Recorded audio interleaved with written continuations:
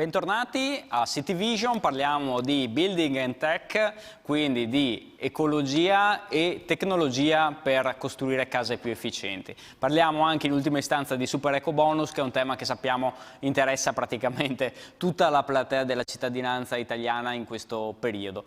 Chi deve ristrutturare casa lo deve fare in modo efficiente, ma scopriremo a breve anche in modo tecnologico. Allora ne parliamo con Andrea Zanella, Università di Padova e SMACT Competence Center. Benvenuto professore.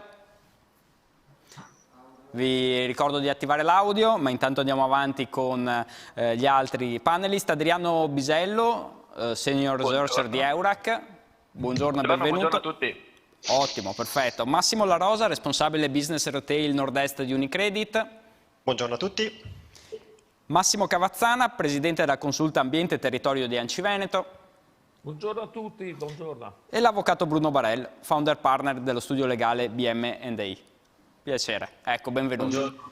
Allora, io chiederei un'introduzione al professor Zanella per chiedergli un attimo appunto una sorta di dizionario dalla A alla Z, un overview di quelle che sono le tecnologie che possono aiutarci a efficientare le case, gli uffici, gli edifici in generale nei quali abitiamo, anche ovviamente con un occhio di riguardo all'ambiente. Va bene, mi sentite innanzitutto? La sentiamo benissimo adesso. Perfetto. Beh, allora, le tecnologie possono sicuramente avere un ruolo di primo piano in questa direzione. Per rispondere a questa domanda, io sono andato un po' a guardarmi in letteratura quali siano gli elementi che contribuiscono maggiormente al consumo energetico di un edificio. Ci sono vari studi su questo argomento, alcuni anche condotti a livello europeo, i quali dicono che una delle principali cause del consumo energetico di un edificio è l'impianto di riscaldamento, cosa che è abbastanza intuitiva. Seguito poi dai grandi elettrodomestici, quindi lavatrici, asciugatrici, forni e così via.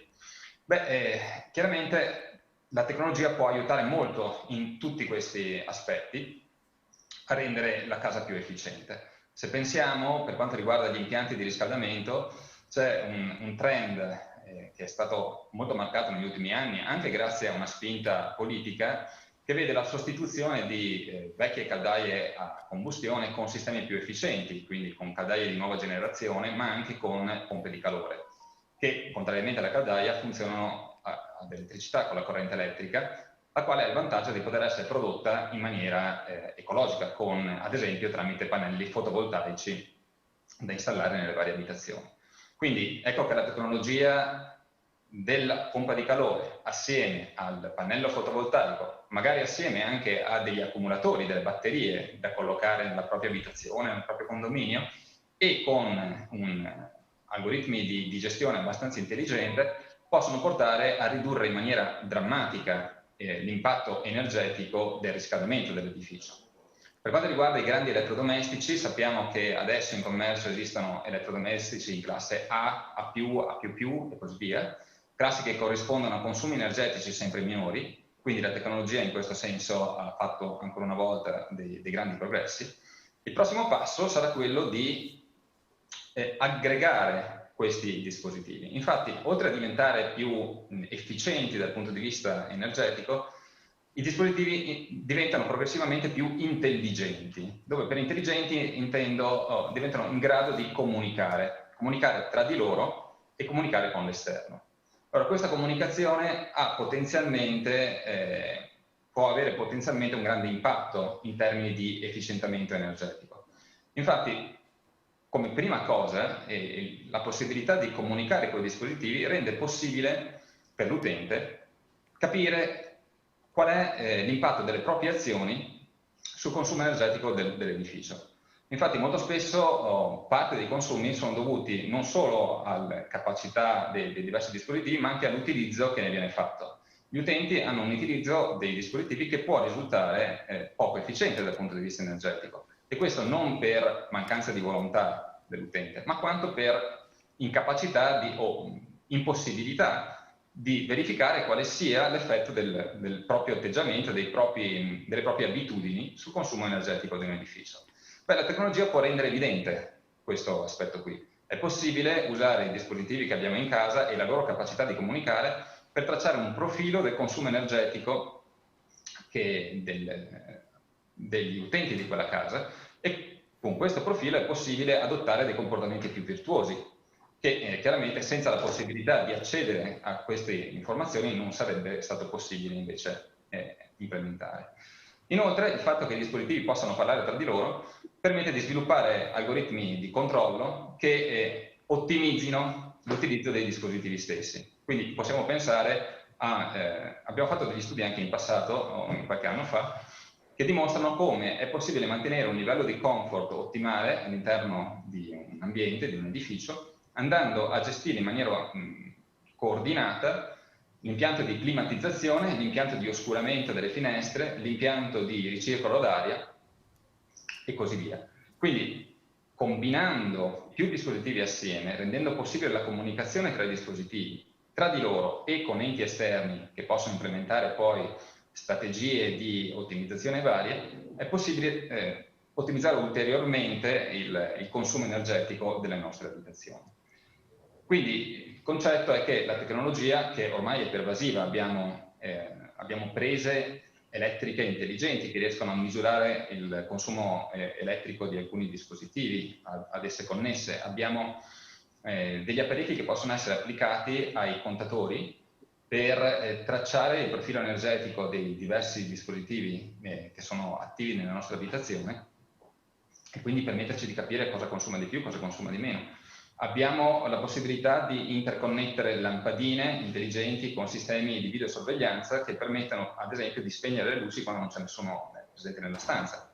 Insomma, esistono diverse possibilità e l'Information Communication Technologies, le ICT, rendono possibile la creazione di ecosistemi intelligenti, di apparecchi in ambito domestico, che permettono quindi un utilizzo più efficiente di tutti questi apparecchi e soprattutto permettono di includere in questo ecosistema l'utente finale, che ha un ruolo molto importante sia in termini di diciamo attivi, cioè quello che la persona può fare per ridurre i consumi energetici, ma anche semplicemente perché è un elemento del gioco.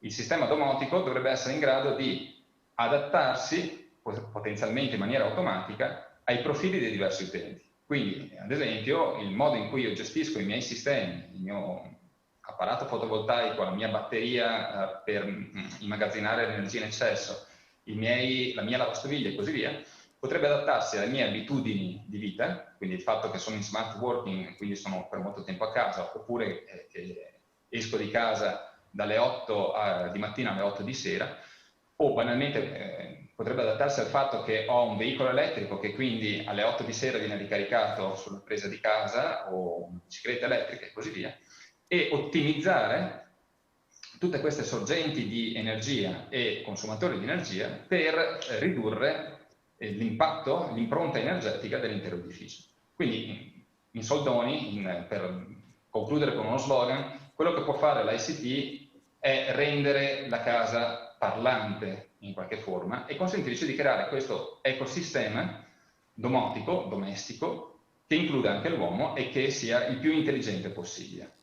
Grazie professore, allora anche qui al centro l'uomo, la tecnologia segue l'uomo e si adatta diciamo alle sue abitudini, ovviamente efficientandone anche qui i consumi. Allora non parliamo solo di singole case, di singoli edifici, ma parliamo anche in ambito più esteso di quartieri. Allora c'è un ente di ricerca in Italia, si chiama Eurac, ha sede a Bolzano, che ha realizzato due progetti, uno a Bolzano città si chiama Sinfonia e ne sta realizzando uno a Trento e si chiama Stardust, che sono appunto il riefficientamento di quartieri popolari già esistenti. Ce ne parla appunto Adriano Bisello di Eurac Research.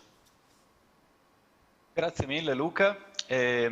Lo faccio molto volentieri e condivido con voi la mia presentazione.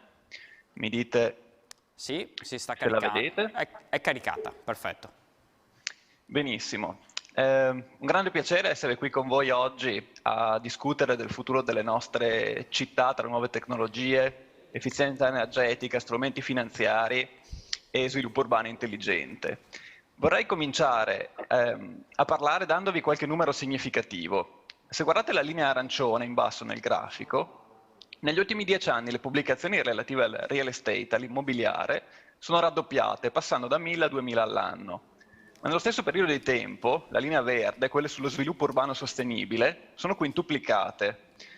La cosa più interessante però è la linea blu, cioè che le pubblicazioni sulle smart city, che non esistevano ovviamente fino agli anni 90, nell'ultimo decennio sono esplose con un fattore di aumento di 60 volte. Oggi se le sommiamo tutte otteniamo qualcosa come oltre 20.000 pubblicazioni sulle smart city. Questo per dire quanto sia attivo il tema, come diceva anche stamattina nel suo speech Alberto Martiello. Per questo a me piace dire che insomma il mondo delle smart city, più che un mondo, è proprio una galassia ancora inesplorata. Infatti se chiedete di definire un progetto smart city a un ingegnere, un urbanista come sono io, un sociologo, un esperto di machine learning o una grande multi-utility dell'energia, vi daranno delle risposte completamente diverse.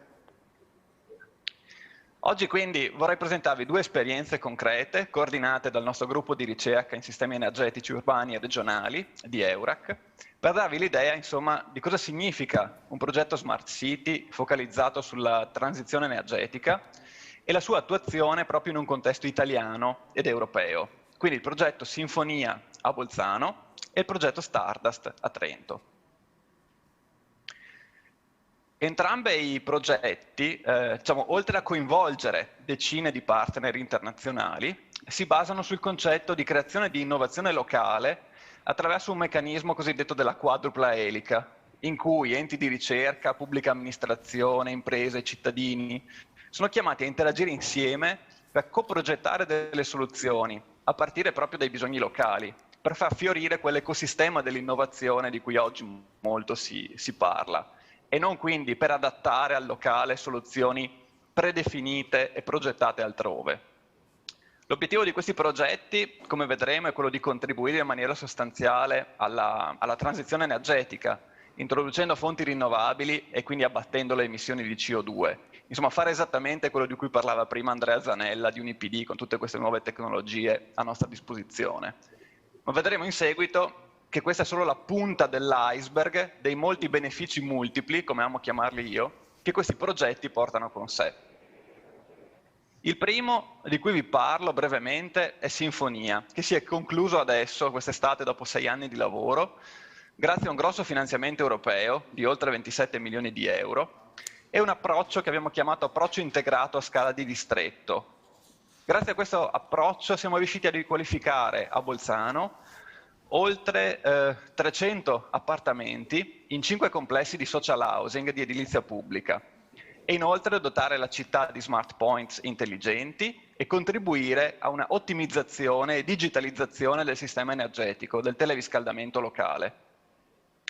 La cosa interessante inoltre è anche che molti degli appartamenti sono stati dotati proprio di un innovativo display progettato da EURAC che dà dei feedback agli utenti sul loro comportamento energetico, invitandoli a fare le giuste azioni per ottimizzare il comfort interno. Quindi in questo caso non abbiamo l'algoritmo che si sostituisce all'utente finale, ma l'algoritmo che interagisce positivamente con l'utente e gli dà dei messaggi, lasciando a lui l'opportunità di coglierli.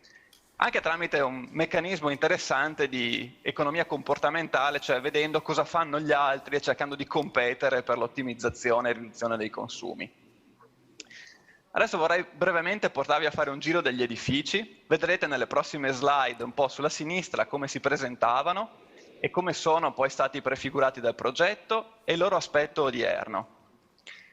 Vedete che sono edifici che hanno proprio cambiato radicalmente il proprio volto, non solo che hanno ridotto di un fattore 10 i propri consumi energetici, ma che hanno contribuito al rilancio complessivo dal punto di vista architettonico urbano della città. Qui questi in via Brescia, via Cagliari, hanno anche usufruito del bonus cubatura, quindi hanno aumentato la loro dimensione e ospitato nuovi inquilini. Il secondo progetto, sempre un progetto europeo del fondo Horizon, si chiama Stardust, nel quale la città di Trento ha avviato la sua transizione a diventare proprio una smart city, agendo su 3 pilastri fondamentali: mobilità e logistica locale, ICT, quindi gestione dei dati urbani, e ovviamente riqualificazione energetica a scala di distretto. Focalizzandomi soltanto sulla parte relativa agli edifici, vi porto appunto nel quartiere di Madonna Bianca, che è un quartiere iconico, probabilmente gli architetti lo conoscono molto bene, È un quartiere di 14 torri di edilizia sociale costruito negli anni 70, ben visibile a chiunque viaggi sull'autobrennero in direzione di Bolzano. Di queste 14 torri, 3 sono state scelte per una sperimentazione molto ambiziosa, con un investimento complessivo di oltre 10 milioni di euro, che in questi giorni sta proprio passando dalla fase progettuale a quella di definizione delle gare d'appalto. Il concetto energetico innovativo, che verrà sviluppato da Dolomiti Energia, qui prevede un lavoro sinergico di sonde geotermiche per scambiare calore con il terreno, un anello d'acqua a bassa temperatura, quindi non più un teleriscaldamento ad alta temperatura, che connette i sistemi termici delle 3 torri, pompe di calore attivate da pannelli fotovoltaici integrati nell'architettura e nell'estetica dell'edificio, che sostituiscono appunto le precedenti e inquinanti caldaie a gas. Il tutto con la possibilità anche di estendere questo sistema innovativo alle attività dell'intorno, per recuperare che cosa? Recuperare il calore di scarto, ad esempio dai supermercati che con tutti i loro banchi frigo e sistemi di condizionamento devono in continuazione dissipare calore, che gettano nell'ambiente, che disperdono, e che invece potrebbe essere ceduto alla rete e valorizzato. I miei colleghi hanno stimato che teoricamente nell'area dell'intorno c'è 10 volte tanto il fabbisogno energetico necessario per alimentare i condomini. Quindi si potrebbe arrivare ad un distretto ad energia positiva, che produce di più di quello che consuma. Anche qui il concetto dell'intervento innovativo permette agli inquilini e ai proprietari di non uscire, di non andare fuori dalle proprie abitazioni durante la trasformazione edilizia ed energetica dell'edificio. Come si fa? Abbiamo pensato a un sistema di facciate innovative che abbiamo denominato Plug and Play, in cui gli elementi prefabbricati, costruiti quindi off-site, fuori dal cantiere, con delle strutture in legno, vengono installati direttamente in facciata, portando con sé l'elemento isolante dell'involucro, i sistemi fotovoltaici integrati, i nuovi sistemi tecnologici, anche la ventilazione meccanica appunto per filtrare tutti quegli elementi e assicurare un comfort interno migliore. Alla fine gli edifici faranno un salto ben superiore alle 2 classi, diciamo, necessarie per accedere anche al bonus del 110%, e tutto sarà monitorato con sensori e sistemi IoT per verificare le performance. Andando quindi a concludere, vorrei fare una riflessione generale un po' sugli obiettivi dei nostri progetti Smart City. Se ci rapportiamo con quelli che sono gli obiettivi di sviluppo sostenibile delle Nazioni Unite, direi che di sicuro possiamo dire che questi progetti centrano obiettivi importanti sul fronte appunto di introduzione delle risorse rinnovabili, lotta al cambiamento climatico, ma innegabilmente abbiamo visto anche che trasferiscono a livello locale un know-how molto rilevante alle maestranze, alle ditte, con uno sviluppo tecnologico non indifferente, e stimolano l'innovazione. Riducono i costi a carico degli inquilini, quindi affrontano anche il tema della povertà energetica e danno in sostanza un miglioramento al benessere abitativo. Ma non da ultimo, cambiano proprio radicalmente il volto della città, portandola verso la sostenibilità, anche con un aumento di valore del patrimonio immobiliare. Infatti, nel progetto Sinfonia abbiamo provato in qualche modo a mappare questi impatti multipli, questi benefici multipli nelle diverse aree della Smart City, e siamo anche arrivati a monetizzarne alcuni. Vi faccio solo un esempio.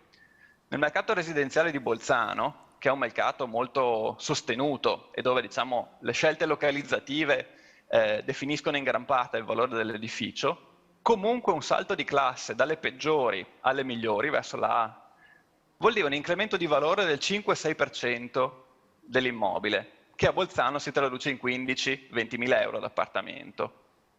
Quindi questo è solo uno dei tanti benefici multiplici che possiamo aspettare. Poi vorrei concludere con qualcosa che l'OCSE suggerisce, cioè dice che ci sono moltissimi altri benefici sociali e ambientali che con le adeguate tecniche potrebbero essere inclusi in modelli di business innovativi, mutuando un po' la logica di quelli che sono i fondi di investimento che si occupano di impact investing e quindi permettendo azioni di più ampio respiro rispetto a quelle che possiamo fare solo con i siti dimostratori della Comunità Europea, ma avanzando in progetti di riqualificazione urbana ad ampia scala. E qui lo dico guardando a Massimo Cavazzana di ANCI e Massimo Rosa di Unicredit, che si occupano appunto di territorio e di finanza. Concludo quindi con una domanda e una provocazione, una sfida, per chiedervi se siete pronti nella vostra città ad ospitare il prossimo progetto innovativo, magari proprio per la creazione di un distretto ad energia positiva, ma con anche una elevata qualità urbana. Noi di Eurac ci siamo per raccogliere la sfida, quindi attendiamo dei partner coraggiosi. Grazie. Grazie mille Adriano Bisello, la sfida a Massimo Cavazzana è lanciata a nome dei piccoli comuni, dopo ci arriveremo, prima però chiamo in causa Massimo La Rosa, responsabile business retail di Nord-Est di Unicredit, perché ovviamente qui stiamo parlando anche, abbiamo detto, cosa fare, ma bisogna capire anche il come. Sappiamo tutti che il super eco bonus è uno strumento formidabile che questo Paese non può lasciarsi scappare per rimodernare le nostre città anche in ottica intelligente, anche in ottica smart. Allora è ora di approfondire anche come fare tutto ciò, chiavi in mano, e ce lo spiega appunto Massimo La Rosa. Buongiorno a tutti, di super ecobonus ormai si sta parlando da mesi, ogni giorno ci sono articoli sui giornali, noi abbiamo avuto un flusso in banca di persone davvero impressionante perché ci sono persone che vogliono realizzare i loro sogni e diciamo che il decreto ha dato la possibilità di dare concretezza a questi sogni e ci sono persone che invece avevano già dei progetti in corso e che sono già pronti per realizzarli. Quindi io farò una parte molto veloce su quella che è la normativa generale, perché ormai è una cosa nota, sappiamo che è stato introdotto il credito d'imposta del 110%, sappiamo che è rivolto prevalentemente ai condomini privati, sappiamo che è destinato a chi deve ristrutturare un immobile e deve aumentare l'efficienza energetica o il livello di adeguamento sismico. E sappiamo anche che chi effettua questi lavori può decidere se portarsi la detrazione nel corso dei 5 anni per il super bonus, 10 anni per gli altri interventi, oppure se optare per uno sconto in fattura, quindi trovare l'impresa che fa i lavori e che può acquisire il credito e quindi lasciare in capo a chi fa i lavori solo la differenza dell'eventuale differenza sui lavori che non sono compresi nel super bonus, oppure rivolgersi a un istituto di credito e effettuare la cessione del credito. Sappiamo anche che è una materia molto complessa, noi ormai ci stiamo lavorando già da qualche mese, abbiamo visto diverse centinaia di pratiche ed è una materia che comporta tutta una serie di documentazione, di passaggi di asseverazione, di visti di conformità e quindi il consiglio che io mi sento di dare, soprattutto a quelle persone che si stanno avvicinando come idea al super bonus, è quello di essere davvero seguiti da professionisti qualificati, perché il rischio è di partire con dei lavori e di non essere certi poi di avere i benefici fiscali, il rischio è di partire con dei lavori e affidarli a delle imprese che possano non rispettare quelli che sono i requisiti previsti dal decreto. Come interviene Unicredit? Unicredit interviene nella fase di cessione del credito sia sul super bonus sia sugli altri interventi. Noi stiamo vedendo che le persone ovviamente spinte dal super bonus poi dopo abbinano agli interventi trainanti e trainati previsti dal super bonus anche altre operazioni di ristrutturazione dell'immobile. Però la cosa che magari molti non hanno capito, non hanno percepito, che è un valore importante, è che la cessione del credito si può effettuare sia per gli interventi relativi al super bonus sia per gli altri interventi, il caso della ristrutturazione ordinaria con il bonus casa, il caso diffuso del bonus facciate e in tutti questi casi c'è un prezzo di riacquisto che per il super bonus è di 102 euro per i privati e i condomini e di 100 euro per le imprese, mentre per quanto riguarda i lavori di bonus casa, bonus facciato e ecosisma bonus il prezzo di acquisto è di 80 euro.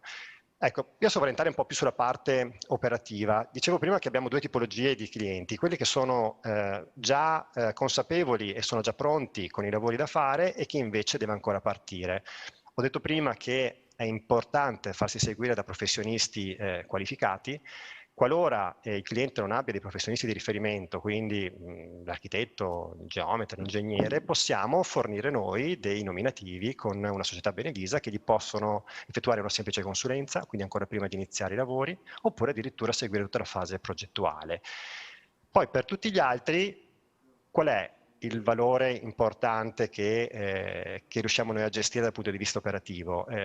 Noi garantiamo al cliente il rilascio di una certificazione. Questa certificazione consente, prima di iniziare i lavori, di capire quali sono gli interventi che rientrano sul Superbonus, quali sono gli interventi che rientrano sulle altre forme di agevolazione fiscale oppure che addirittura non rientrano. Quindi chi inizia i lavori, una volta che effettua questa prima fase di consulenza tecnica e fiscale che noi affidiamo a PwC, tramite l'accesso ad un portale dove bisogna caricare tutta la documentazione prevista da una checklist che noi forniamo a chi fosse interessato a partire con la cessione del credito. Quindi questa attestazione consente a chi deve partire con i lavori di sapere esattamente, a fronte per esempio di 100.000 euro di lavori effettuati, quali sono i benefici fiscali. Nel caso specifico abbiamo ipotizzato 50.000 per il 110%, 30.000 che rientrano con un beneficio fiscale del 50%, 20.000 senza nessun beneficio fiscale. Quindi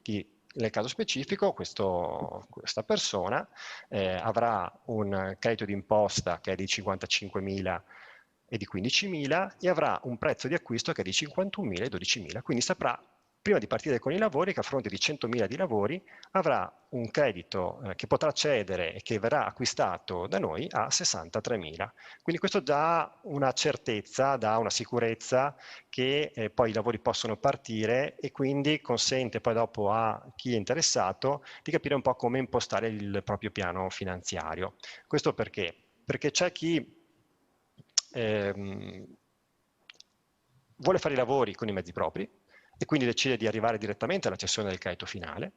C'è invece chi ha bisogno di un supporto finanziario. Nel caso specifico cosa possiamo fare? Noi possiamo arrivare fino al 100% dei lavori tramite la concessione di un finanziamento ponte. Quindi vediamo il caso specifico, il cliente fa i 100.000 euro di lavori, avrà diritto ad una cessione del credito di 63.000, noi possiamo arrivare ad anticipare quei 63.000 direttamente al cliente per poi dopo azzerarli una volta che avremo effettuato la cessione del credito.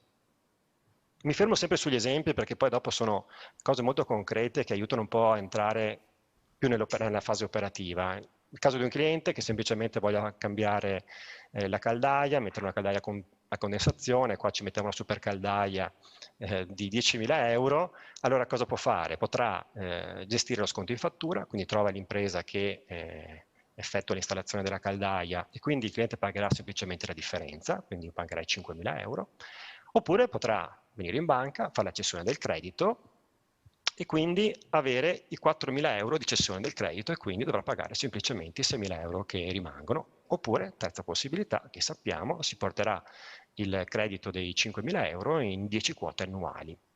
Nel caso invece della realizzazione del cappotto termico, altro intervento estremamente diffuso tra le richieste che gli sono arrivate, ipotizziamo una spesa di 100.000 euro, potrà trovare l'impresa che farà lo sconto in fattura pari all'importo dei lavori, quindi 100.000 euro è il lavoro, 100.000 euro è lo sconto in fattura, quindi tecnicamente il condominio o il privato nel caso specifico non tirerebbero fuori un euro, oppure potrà rivolgersi in banca, fare la cessione del credito, in questo caso il credito verrebbe acquistato dalla banca a 102.000 euro, quindi avrebbe un prezzo di acquisto pari a 102.000 euro.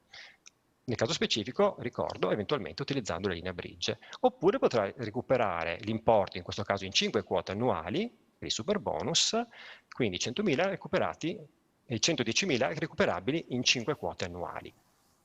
Quindi il percorso poi dal punto di vista finanziario è un po' questo, quindi una volta effettuata la prima verifica documentale, quella che spiegavo prima con la certificazione che fa capire al cliente quali sono i benefici fiscali e quello che sarà l'importo ceduto, si valuterà l'eventuale linea ponte nel caso in cui il cliente avesse la necessità di anticipare una parte di questi lavori, si partirà con i lavori, la gestione del credito diventerà operativa arrivando ad almeno il 30% di SAL, quindi si parte con i lavori, il cliente finanzierà i lavori fino al 30%, arriveremo al SAL, il cliente presenterà la documentazione prevista per il SAL, noi effettueremo la cessione del credito, accrediteremo la somma al cliente, nel frattempo il cliente andrà avanti con la parte restante dei lavori, potrà decidere se utilizzare un ulteriore SAL sempre al 30% o andare direttamente a fine lavori e chiudere l'operazione. Quindi nel caso del cappotto termico di prima, la linea ponte potrebbe essere di 100.000, utilizza la somma per il tempo che può servire per effettuare i lavori, effettua la cessione del credito finale, una volta che arriva poi la cessione del credito, chiude la linea ponte, il lavoro è stato ultimato e il cliente a quel punto non ha tirato fuori nemmeno un euro, quindi con il beneficio dei 102 euro. Quindi questa è la soluzione che noi presentiamo, siamo la prima banca che è partita, siamo una banca che in questo momento sta gestendo veramente migliaia di richieste a livello nazionale, abbiamo acquisito una bella esperienza, ma un'esperienza che serve per guidare un po' le persone in questo percorso che è davvero complesso. Ci siamo proprio resi conto che la documentazione da presentare è importante, ci siamo resi conto che i passaggi da sostenere devono essere veramente seguiti con molta attenzione, però poi abbiamo visto anche che siamo arrivati alla fine sui primi interventi, vediamo la soddisfazione delle persone, vediamo che tanti stanno arrivando e stanno iniziando un po' a ragionare come a realizzare dei sogni che avevano nel cassetto e che oggi stanno trovando concretezza. Quindi vedo che si sta parlando ovviamente molto delle città del futuro, questo è un intervento importante che riqualificherà sicuramente molti degli immobili che sono all'interno delle nostre città, vedremo se poi dopo verrà esteso oltre la scadenza prevista originariamente, sicuramente c'è un potenziale importante che può dare una svolta significativa a quelli che sono gli edifici in cui noi oggi abitiamo. Grazie Massimo La Rosa, anche noi ci auguriamo che il super eco bonus venga prorogato, ovviamente perché è uno strumento che ha bisogno anche di tempo proprio per essere compreso. Lei ha spiegato benissimo quali sono le tempistiche. Chi avesse ulteriori richieste può accedere alla piattaforma di CityVision e navigare tra gli stand virtuali che vengono ospitati da questa fiera e entrare in contatto anche con Unicredit se ci fosse qualcosa ancora da chiedere. Quindi grazie mille a Massimo La Rosa, responsabile business retail nord-est di Unicredit. Allora, Massimo Cavazzana, presidente della consulta Ambiente e Territorio di Anci Veneto e sindaco di un piccolo comune come Tribano della Bassa Padovana. Allora, Eurac ha lanciato un po' una sfida, no? Provare a vedere se ci sono comuni che hanno voglia di scommettere sulla riqualificazione anche di quartieri un po' più estesi oltre il singolo edificio. Cosa risponde?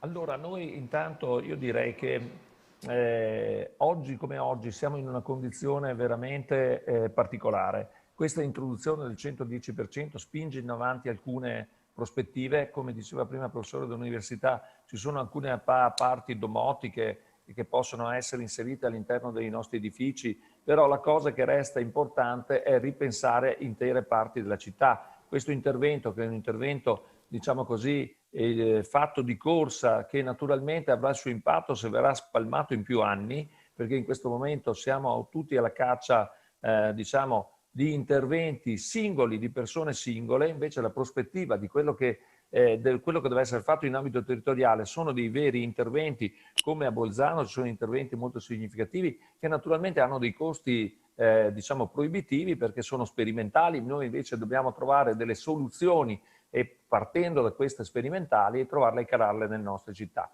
Ma quali sono i problemi specifici che ci troviamo ad affrontare? Allora, il primo problema pratico è che dobbiamo ripensare anche l'urbanistica delle nostre città. Gli interventi che stiamo facendo su edifici che naturalmente per buona parte hanno un percorso di vita, esteso e hanno diverse difficoltà. Questo super bonus interviene su una parte di questi aspetti e anche sugli aspetti condominiali. Questa è una cosa non da poco.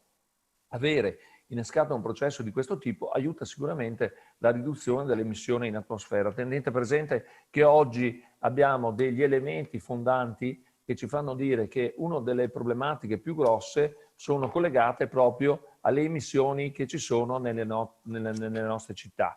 E per quanto riguarda il Ministero della Sanità mondiale, l'OMS, fa presente che ci sono circa 2,6 miliardi all'anno di euro per i costi sanitari, per le patologie cardiovascolari derivanti da inquinamenti ambientali.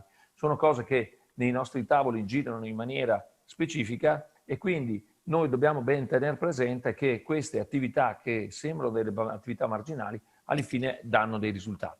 Ma quali sono gli aspetti che interessano i sindaci? Allora, i sindaci interessano aspetti che sono legati al privato, ma anche gli aspetti che sono collegati alle realtà pubbliche. Ad esempio in questa norma viene introdotto la capacità di intervenire attraverso società, onlus e quant'altro, che sono, diciamo, per certi aspetti tangenti alle realtà pubbliche, e poi su impianti ad esempio sportivi che interessano molto di più i comuni. Una cosa ad esempio che le banche non hanno bene affrontato e stiamo studiando adesso, ci sono realtà come NLX e quant'altro che stanno lavorando con noi proprio per andare a incentivare questi aspetti che non sono secondari e che sono direi fondamentali invece per portare a termine un lavoro di questo genere.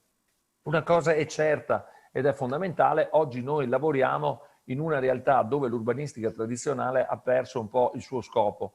L'aspetto fondamentale di andare a trovare nuove app o nuovi meccanismi per ridurre gli accessi alle città, trovare il modo di razionalizzare i percorsi, avere edifici intelligenti, ecco, è tutto correlato poi alla capacità professionale che deve essere prevista nel territorio. Noi abbiamo una carenza molto forte, anche se abbiamo delle grandi ricerche collegate all'università e magari esperienze come sta facendo Bolzano, però al tempo stesso questo lo dobbiamo rendere fruibile. Noi nelle nostre realtà abbiamo dei protocolli, alcuni dei quali, ad esempio Itaca, che è un protocollo nazionale che si è appena riscattato, Casa Clima e quant'altro, sono protocolli che a tutt'oggi sono non obbligatori e che conducono però, diciamo in qualche maniera, a valutare quei famosi goals che sono fondamentali, che sono stati introdotti in termini assoluti. Nei nostri contenuti, oltre a questi goals che sono fondamentali, direi che va rivalutata con molta attenzione anche, diciamo, un altro aspetto che non è secondario, ovvero andare a fare questi interventi. Abbiamo la possibilità di introdurre, diciamo, gli indicatori di benessere e sostenibilità che rappresentano per noi un elemento sostanziale. Per i nostri comuni ormai ci sono delle vie ben preordinate, abbiamo il 60% dei nostri comuni sotto i 5.000 abitanti. Gli interventi fatti dal governo in questo momento danno possibilità a tutte queste realtà di essere riqualificate, però naturalmente i tempi non ci sono, quindi il primo aspetto fondamentale che come amministratori ci poniamo è quello di allungare questi tempi e dare queste priorità. Apre poi una finestra a una questione che è un po' patologica, nel senso che sembra che il futuro sia concentrare ancora tutto nelle città, invece noi in qualche maniera dobbiamo tener conto che se il 65% è collegato ai nostri piccoli borghi, dobbiamo dare la possibilità di incrementare e di far ripartire questi borghi per la loro qualità, per il fatto che hanno delle integrazioni ben specifiche e anche perché diciamo che in questa maniera riusciamo a ridefinire una qualità della vita molto specifica. Gli indicatori del benessere e dell'ecosostenibilità ci sono, l'Istat li sta già quantificando su ben 12 indicatori, 6 sono indicatori tecnologici, tecnici su cui si può agire. Naturalmente questo è collegato alle buone abitudini e le buone abitudini come si possono fare? Sì, ad esempio con la sensibilizzazione che i sindaci possono dare ai loro cittadini, ma attraverso il gruppo di lavoro e di ricerca che si può ottenere con le strutture, con le istituzioni, quindi regioni, province, ma soprattutto gruppi di ricerca. Eurac ne è un esempio, naturalmente il Trentino Alto Adige ha un valore aggiunto perché ha anche una grande capitalizzazione interna per quanto riguarda la ricerca e questo dobbiamo espanderlo. Cioè io apro le porte a Eurac se vuole venire in Anci Veneto per fare ragionamenti su piattaforme, territorio e finanziamenti diciamo anche a livello europeo, perché quella è la prospettiva del futuro. Teniamo presente che tutto quello che stiamo facendo però ha un'origine, un interesse economico che deve dare però alla fine dei risultati. Noi mettendo a posto un edificio naturalmente riduciamo l'impatto di CO2, ma dobbiamo al tempo stesso cambiare il volto della città. Le città, come sono state studiate in passato con i vecchi retini urbanistici che ci troviamo a tutt'oggi a essere presenti, sono ormai per certi aspetti superate. Abbiamo una prospettiva di vita completamente diversa negli ultimi anni, però è altrettanto vero che questa prospettiva di vita, che apparentemente sembra qualitativa, non lo è di fatto. Quindi l'altro aspetto che bisogna coniugare sono interventi di questo tipo, spinti naturalmente sul fronte economico, ma deve essere fatto altrettanto sulla qualità delle nostre città e sulla rivalutazione soprattutto dei nostri, diciamo così, delle nostre realtà comunali più contenute naturalmente sotto i famosi 5.000 abitanti, cosa a cui io tengo molto e naturalmente invece nella realtà dei fatti si punta più a incentivare, diciamo, un inurbamento, perché questa è la situazione che ci si propone a livello internazionale e tutti gli studi ragionano in questo senso. Allora, qual è la prospettiva? La prospettiva è approfittare di quello che sta succedendo. Sicuramente i nostri cittadini lo devono fare. Quello che noi notiamo però come sindaci è che come questo non possa essere fatto a bacchettate, cioè dalla sera alla mattina è stato introdotto il 110, che è una bellissima cosa, però ci vuole anche la cultura, e quindi la cultura dei professionisti e la qualità dei professionisti che devono cogliere appieno cos'è un cappotto, cos'è la building automation, come deve essere integrata, come può essere gestita, e questo nel parterre dei professionisti, ve lo dice uno che ormai ha 31 anni di esperienza, purtroppo non è così diffuso come lo è all'interno delle università o negli aspetti sperimentali. Fare una ricerca di herpes, facciamo una ricerca di herpes, il caso diciamo che Eurac sta facendo nel suo caso specifico è una rondine a primavera. Noi abbiamo un patrimonio edilizio, ad esempio sull'edilizia pubblica, che fa veramente paura su due aspetti. Il primo è l'aspetto del contenimento energetico, dei consumi singoli e quant'altro, ma il secondo è sull'aspetto sociale,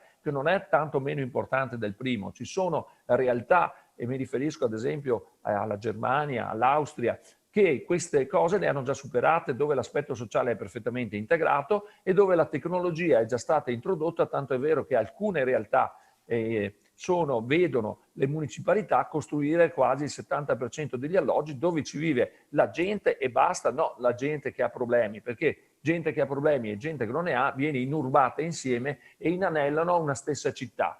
Quindi quello che c'è di importante oggi da cogliere è che dobbiamo assolutamente mettere insieme finanziamenti, come in questo caso, che sono dati a pioggia, dobbiamo renderli più razionali, dobbiamo passare da una gestione così improvvisata, dove vede anche gli stessi istituti di credito. Noi abbiamo un centinaio di pratiche, perché nella pratica corrente faccio l'architetto, centinaio di pratiche sopra il tavolo, e con gli istituti di credito è 3 mesi che discutiamo. Unicredit è sicuramente uno degli istituti più avanzati che è riuscito a dare risposte anzi chiare, però tutto questo deve avere una logica ben pensata e strutturata, e alla fine la logica si traduce per noi sindaci in alcuni aspetti fondamentali.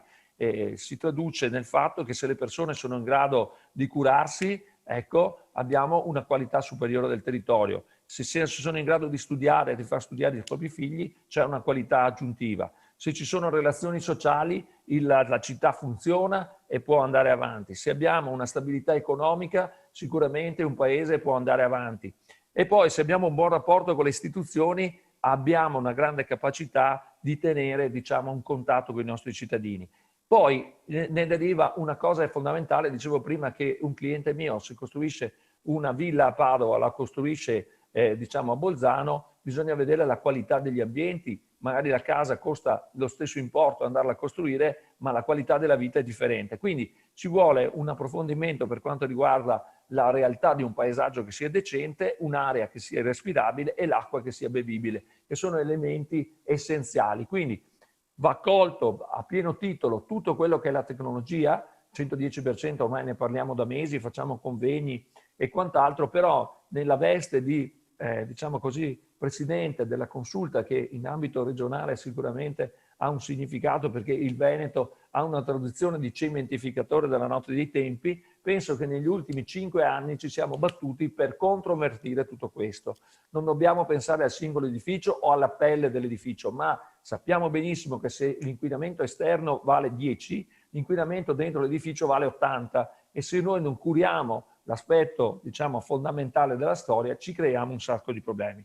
Quindi c'è una costante che è fondamentale e che dobbiamo rilanciare. Eurac ne è un esempio. E la costante è la ricerca verso il futuro dei servizi e della ricerca fondamentale per quanto riguarda tecnologie che possono essere applicate all'interno dei nostri ambiti. Se dovessi sintetizzare, dovrei dire: bene, il governo ha lanciato il 110%, bene, ad esempio, ha lanciato la Regione del Veneto la riduzione del consumo del suolo, bene, ci stiamo intraprendendo, stiamo portando avanti una ricerca tecnologica sulle app che ridurrà gli impatti sulle nostre città, però dobbiamo metterci l'anima, dobbiamo metterci i contenuti, dobbiamo trovare noi sindaci la capacità di andare a introdurre dei goals nuovi che siano fondamentali e generatori all'interno delle nostre città, della vita e della qualità del futuro. Questa è un po' la sintesi che mi sento di dire. Ringrazio invece tutti quelli che si sono espressi oggi. Ripeto, unica cosa che mi sento di dire e che continuo a dire, guardate che sul 110% ci sono tante trappole.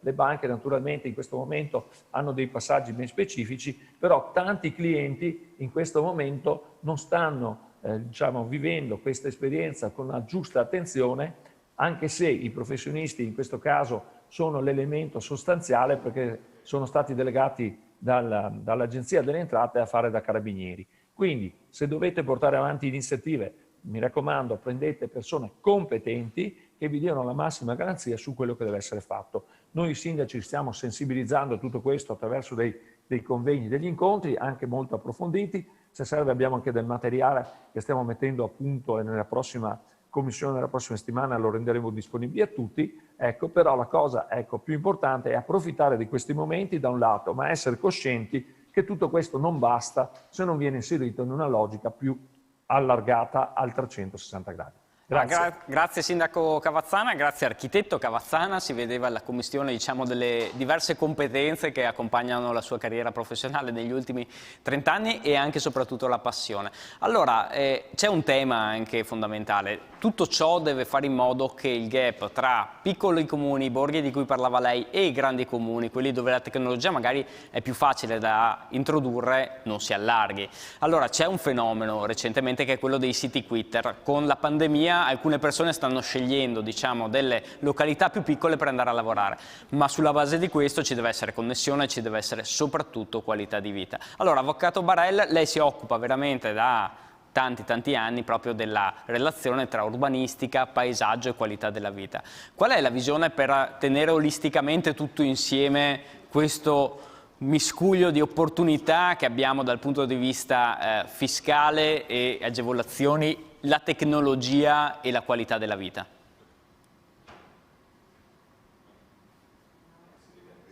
E deve aprire l'audio, Avvocato, è ancora muto, quindi le chiedo di attivare l'audio. Proviamo adesso. No, perché stanno ancora, appunto. Perfetto, ci siamo, può partire. Ok. Dicevo grazie e grazie anche per aver invitato un giurista a questo tavolo dei tecnici, segno che forse non siamo così inutili come qualcuno pensa, e in effetti se si vuole costruire il futuro c'è bisogno di regole. Quello che i tecnici chiamano algoritmi o protocolli altro non sono che regole. E quindi immaginare il futuro richiede anche la regolazione, quella moderna, tecnica, e quella tradizionale delle regole formali, delle regole dell'autorità. Però queste regole nascono oggi in modo diverso e hanno anche matrici diverse. Intendo dire, sono regole che devono avere ben chiari gli obiettivi. Devono utilizzare metodi diversi, molto simili ai piani di azione che elabora l'Unione Europea. L'Europa agisce non solo per regolamenti, ma anche per finanziamenti, per bandi di gara, sollecitando idee, ha quindi uno strumentario molto più articolato di quello che siamo abituati. E in effetti noi oggi disponiamo per esempio di questa manovra fiscale molto importante, che è importante dal punto di vista economico, ma è importante anche da un altro punto di vista. Per la prima volta l'immobiliare non è terreno da fiscalità, e cioè da prelievo fiscale, ma è area economica da supportare. È un'inversione di tendenza radicale. Si è capito che non è uno spazio economico perennemente ricco al quale attingere. È fondamentale per l'economia, ma deve essere supportato, specie in momenti così difficili. E ciò che mi pare importante è che le linee d'azione della manovra fiscale mettono in gioco un valore fondamentale, che è l'interdisciplinarietà. Stanno nascendo dei tuttologi, pseudo esperti di futuro, Oggi abbiamo sentito tanti tecnici professionisti che tutti insieme cercano di leggere il futuro. Il futuro è il terreno della interdisciplinarietà, della capacità di vedere le cose in modo diverso rispetto al passato. Per accennare a un aspetto che non si è toccato finora, io invito sempre a partire dai dati anagrafici, dai dati Istat. Popolazione italiana in calo costante, età media superiore a 45 anni, un terzo delle famiglie anagrafiche composto da una persona. Pensate a come questo dato incide sull'idea di residenza. Intendiamo quella delle coppie con figli, dei single, degli anziani. Ci sono 3 diverse declinazioni di una idea tradizionale. Cosa voglio dire? Dobbiamo, attraverso un approccio interdisciplinare, fare un'operazione che non è urbanistica ed edilizia, è culturale. Dobbiamo partire dalla nostra identità comunitaria e pensare alla città non come un insieme di edifici, ma come una civitas, una comunità. E quindi la rigenerazione urbana non è un'operazione da architetti, da ingegneri, è un'operazione culturale da filosofi, da sociologi. È un'operazione che mette in campo tutte le intelligenze del paese, perché bisogna interpretare e trovare risposte a una domanda fondamentale. Che cosa rende più felice la gente?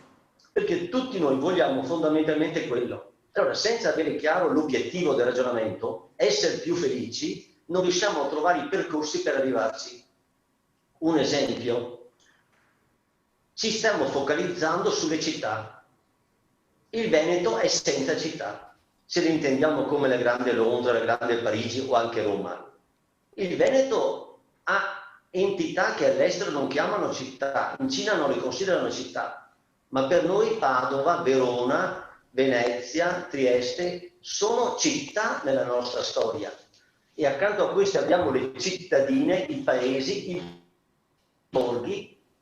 Noi siamo quello, questa è la nostra identità. E allora il tema della città intelligente è il tema del territorio vitale. Non possiamo selezionare le città rispetto alle campagne che poi non esistono, sono le periferie delle città. E tanti di noi amano vivere nelle periferie, hanno anticipato quello che stiamo imparando col Covid. E quindi studiare questi temi significa non studiare solo la città intelligente. Bisogna studiare la città diffusa, la rete territoriale dove le persone vivono e lavorano e i nuovi metodi, le nuove forme di comunicazione a distanza ci rendono molto più facile vedere le cose in modo diverso.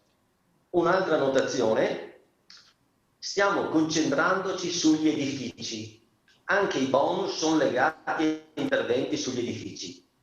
Ma la sfida è più alta.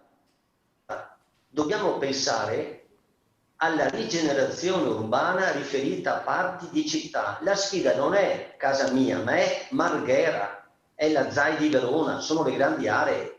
Stiamo dandoci obiettivi piccoli perché abbiamo il timore di non saper gestire gli obiettivi alti. Invece la sfida oggi si gioca sulla capacità di reinventare pezzi di città. E non solo. Lavorando sui singoli edifici bisogna superare la dicotomia fra proprietà privata e città pubblica. È in via di superamento da tanto tempo, ma abbiamo paura di affrontare il tema perché tocca dei punti di riferimento psicologici. Invece la casa è una parte della città, dialoga con la città e beneficia dei servizi, come abbiamo visto con il Covid. La città non è una prigione, è un luogo in cui si esprime parte della nostra vita comunitaria, da cui si esce e in cui si fa entrare chi ci è amico e familiare. Allora la grande sfida diventa passare da una visione atomistica di singoli edifici a una visione sistemica della città come organismo vitale. Ma nella città non c'è la sfida soltanto del paesaggio urbano, della bella architettura e neanche dell'efficienza tecnologica dei fabbricati. È molto più alta la sfida. E questa sfida riguarda riuscire a far vivere la gente meglio e renderla più felice, il che significa pensare agli spazi aperti, come si è visto, ai luoghi di incontro, alle nuove funzioni. Mi dite che senso hanno le categorie tradizionali che sono legate alla residenza, alla produzione? Un ragazzo che lavora nelle start-up, cos'è? Artigiano, industriale, commerciante? Che cosa fa? Ci mancano anche i concetti per interpretare un mondo che sta cambiando. Allora, vi do una buona notizia per concludere. Accanto a tutte le misure in corso, ce ne sono altre in preparazione. Il Parlamento, precisamente il Senato, sta lavorando su 6 disegni di legge innovativi, tutti dedicati alla rigenerazione urbana.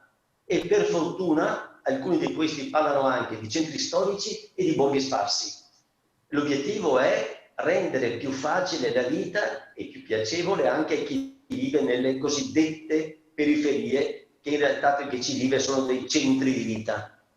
Allora, questi disegni di legge sono in elaborazione e vanno a completare il disegno che si è finora alimentato sul tema dei singoli edifici e dei supporti finanziari per gli interventi sui singoli edifici. Io penso che la politica dovrebbe governare questo processo e questi aiuti finanziari pretendendo qualità e contribuendo, orientandolo per rendere più belle, più accoglienti le città. È un'operazione strategica, è un'operazione che ha bisogno di un supporto culturale, secondo me, molto ampio, e penso che incontri come questi siano, spero almeno, di qualche aiuto. Grazie. Grazie Avvocato Barel, grazie per aver ricordato l'importanza della periferia e dei borghi. Ci sono anche moltissime ricerche a livello internazionale che dimostrano come l'innovazione molto spesso nasca proprio nelle periferie vicino ai confini, nei piccoli luoghi di grande contaminazione culturale. È proprio questa anche la visione molto attinente al continente e all'Italia che vogliamo promuovere di City Vision. Anche in questo panel, quindi, pur parlando di tecnologia, agevolazioni, riqualificazione urbana, abbiamo voluto trattare questo tema, e quindi ringrazio l'Avvocato Barel e ringrazio tutto il panel che ha partecipato, quindi Andrea Zanella dell'Università di Padova, Andriano Bisello di Eurac, Massimo La Rosa, responsabile business retail nord-est di Unicredit, e Massimo Cavazzana, presidente Consulta Ambiente e Territorio ANCI Veneto. Approfondiremo questi temi nel corso poi di un incontro magari ancora più focalizzato prossimamente. Detto questo, ultimo panel della mattinata in arrivo è quello Innovation vs Covid, 6 start-up con soluzioni per gestire la pandemia in ambito urbano.